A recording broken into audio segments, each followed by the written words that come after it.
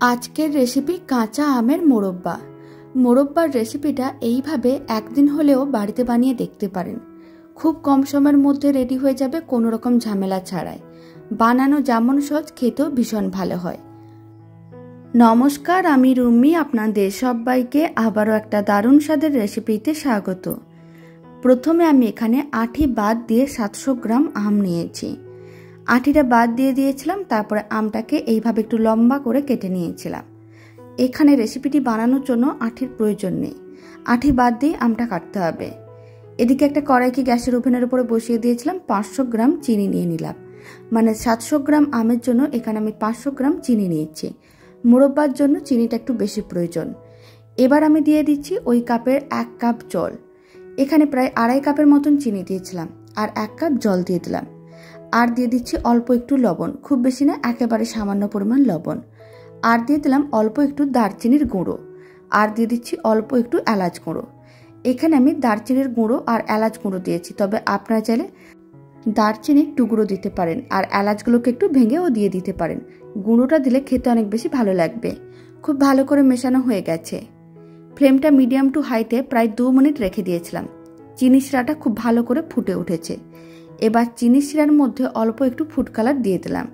Food colour দেওয়ার জন্য কালারটা একেবারে অন্যরকম হবে, এতে দেখতে বেশ ভালো লাগবে।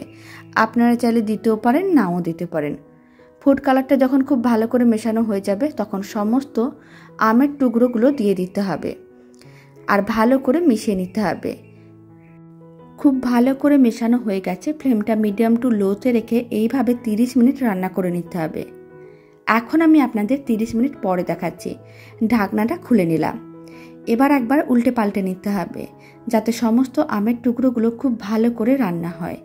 টাইমটা একটু বেশি প্রয়োজন পড়বে, কারণ মোরব্বা যত সময় নিয়ে রান্না করা যায় খেতে তত বেশি ভালো হবে, আর ততদিন বেশি সংরক্ষণ করে রাখা যাবে। ফ্লেমটা আবারও মিডিয়ামে প্রায় 30 মিনিট রান্না করে নিয়েছিলাম। আপনারা দেখুন কালারটা একেবারেই চেঞ্জ হয়ে গেছে। 1 ঘন্টার মতন মোরব্বাগুলোকে রান্না করে নিয়েছিলাম। আর আপনারা যদি মোরব্বাটা বেশি করে বানাতে চান, তাহলে পরিমাণটা বাড়িয়ে নিতে হবে। মোরব্বাটা একেবারেই রেডি। এবার ফ্লেমটা অফ করে দিচ্ছি, আর শেষে দিয়ে দিচ্ছি অল্প একটু ভিনিগার। ভিনিগার দেওয়ার কারণে মোরব্বা অনেক দিন ভালো থাকবে।